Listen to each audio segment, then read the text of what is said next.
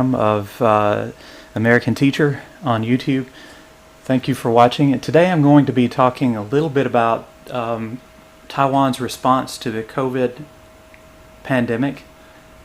Of course, I'm not going to get into detail because that would take forever and would be very boring. But I think Taiwan had an exceptional reaction to the beginnings of the COVID outbreak, and they took action before most other countries. What I found that was very interesting is that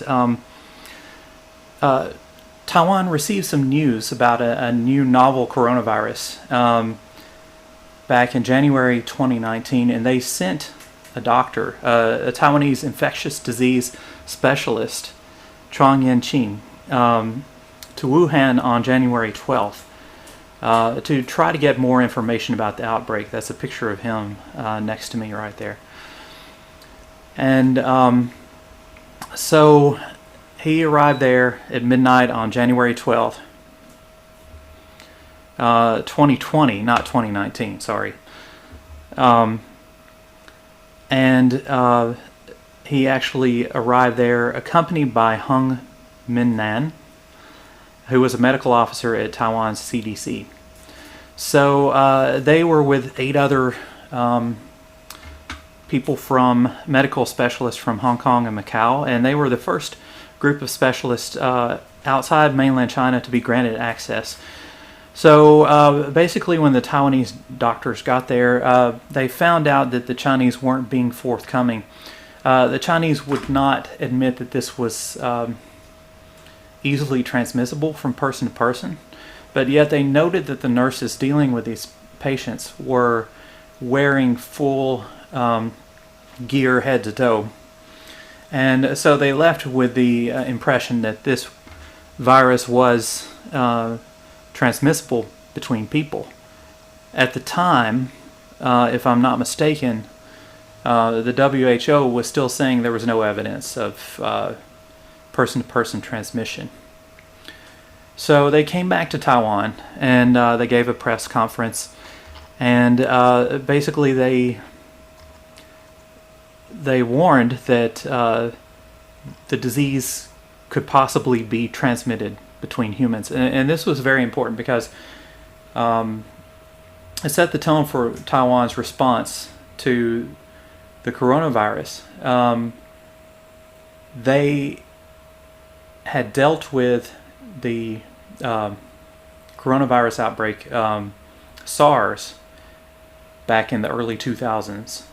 And they knew that the Chinese were not forthcoming with crucial information at that time, so they knew to be cautious at this time. And so Taiwan, after these doctors came back to Taiwan, they warned about the potential for human-to-human transmission. And then Taiwan received its first case on January 21st. It was a teacher from Wuhan, a Taiwanese person who had been teaching in Wuhan, who came back to Taiwan, if I'm not mistaken. Okay, so then, it says a 50-year-old woman who had been teaching in Wuhan, China, was the first person confirmed to have spread the virus to Taiwan. So the Taiwan government kicked into high gear. It says the government integrated data from the national healthcare system. And I don't want to get too much into this, but Taiwan has a government-sponsored national health insurance program, and they have IC cards as your medical ID. And they can track your medical information. If you change from doctor to doctor, they know your medical history. And so they integrated the national healthcare system, immigration, and customs to aid in the identification of the virus, people with the virus, and in the response to the virus. Okay. So, according to the Journal of the American Medical Association, Taiwan engaged in 124 discrete or separate action items to prevent the spread of COVID-19, including the early screening of flights from mainland China and the tracking of individual cases. And I remember reading in the news that people who enter Taiwan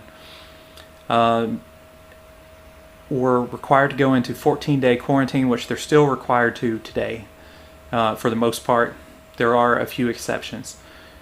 And if the person did not have a cell phone, they would be provided with one by the government, and they had to carry the cell phone with them. And if they stepped outside of their quarantine area, the police would track them down and fine them. And the fine depended on the severity of their violation of quarantine. And this was made evident when the people entered Taiwan. The government made this evident. So they kept good track of the people coming in and out. And so while America and other countries were going through lockdowns, Taiwan was doing great. We did not have anything like a lockdown. We did have mandatory mask wearing in some areas, some public areas, but it wasn't strictly enforced because it wasn't needed at the time. And it says in this Wikipedia article on the COVID-19 pandemic in Taiwan, starting March 19th, 2020, foreign nationals were barred from entering Taiwan with some exceptions. So at first, pretty much everyone was barred. And then they opened up to business people and people holding valid alien resident certificates, or basically resident visas, Taiwan resident visas, and diplomats. So over time, I guess due to business concerns, Taiwan started relaxing quarantine requirements. And for business people from low-risk countries, I think the quarantine was reduced at one point down to 5 days. But a big problem was they reduced the quarantine for pilots, Taiwanese pilots, who had to take long overseas trips, to 3 days. So these pilots only had to quarantine for 3 days, and it's well known that that the virus can take up to 2 weeks to show up in testing. So, and sometimes, in some cases, up to a month. Those are the outlying cases. So when I first heard about the government reducing restrictions for pilots down to 3 days, quarantine for 3 days, I thought, this is a mistake. Taiwan has been doing so well. They have basically done better than almost any other country in the world at keeping the virus out. But now these pilots who are, traveling to high-risk countries on long-haul flights get an exemption from the 14-day quarantine. They only have to quarantine for 3 days. So I was telling my students in my adult English classes that this was the stupidest thing I'd heard of.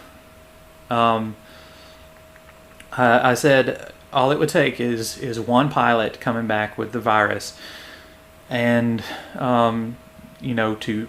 for the virus to get out into the community and basically undo the effort that the government has tried so hard to maintain ever since the outbreak became known. And basically that's what happened.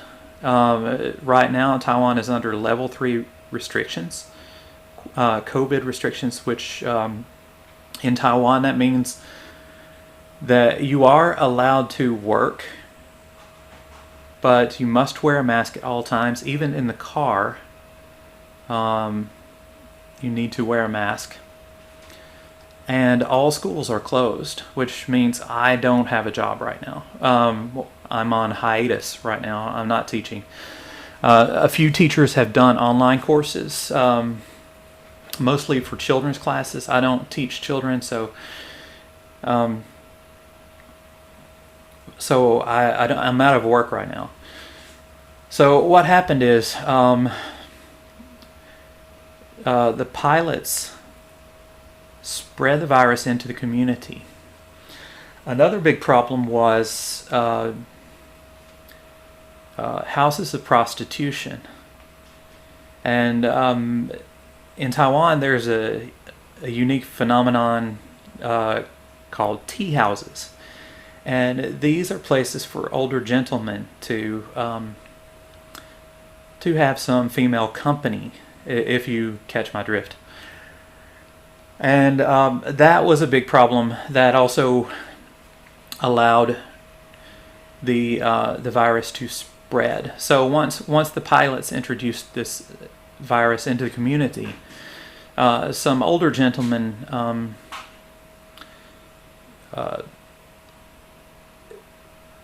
went to these tea houses and spread the virus. And of course, in such an environment where people are in intimate contact with each other, the virus can spread rather easily. So when these elderly gentlemen or older gentlemen started coming down with symptoms of the virus, of course the government was trying to trace their movements, their actions. And in the beginning, some of the men lied about where they had been because they didn't want their wives, I'm sure, to know that they had been at a tea house, at a place for female companionship. And so that really hampered the effort of the government to track down the cases. And so the cases got out of control for a while. Of course, the government did testing, and they said, "Oh, we know that this is the alpha strain of the alpha variant of the virus, and so this is not an unknown case." But basically, the tracking flew out the window because they had so many cases that they could not track all of them. And so that's why we went into level 3, which we have been in since the middle of May. And it is now the 1st of July. And so this has really been harmful to the local businesses. Outdoor dining is banned. Not outdoor dining, but dining in restaurants is banned. Pubs are, drinking in pubs is banned. You can order food from a restaurant, but you can't sit down and eat there. The schools are closed. And most people are self-isolating because they fear of spreading the virus. So basically, Taiwan has undone a lot of the good work that it did in the beginning stages. But all is not lost. Since Taiwan instituted level 3 fairly quickly after they knew that they had that their tracking system was failing, and that they had so many cases at the time, towards the beginning of May, that they weren't going to be able to track all of them. They instituted phase 3, which has slowed the spread of the virus tremendously. And I think today we were down to 40-something cases, 40-something new cases. But a problem now is that we have the Delta variant, the Indian variant, that has started spreading in southern Taiwan. Most of the cases at first were in northern Taiwan and New Taipei City and Taipei City. And they've got a handle on those. And now there's a small outbreak in Kaohsiung, in Pingtung, in which a grandmother brought the virus back. And according to what I read, she actually wore a mask and social distanced. But she did come into contact and talk to, wearing a mask, talk to some neighbors while taking out the garbage one evening. And even though she appeared to be socially distanced, the virus spread to the other people. So evidently the Delta variant is very, very easily transmissible. And so that is something that Taiwan really needs to watch. I know they're wanting to end level 3, and I would really like to see level 3 end, but I don't want Taiwan being overwhelmed by the Delta variant of the virus. And hopefully now that the numbers are much smaller, they've got the tracking under control, and they can get a handle on the Delta outbreak and stop it before it becomes like a second wave in Taiwan. But yeah, I don't want to complain too much, because Taiwan did an excellent job and is doing an excellent job right now in containing the outbreak that happened. But someone was negligent. Whoever decided that pilots only needed 3 days quarantine, I don't feel like that was the right decision to make, and I think that's why a lot of businesses are hurting in Taiwan right now. And I think it could have been avoided. But overall, definitely Taiwan's response is much better than the U.S. response, or China's response, or the UK, Europe's response. So if you have any questions or comments, please leave them, and if you haven't, please subscribe to the channel. Thank you for watching. Bye bye.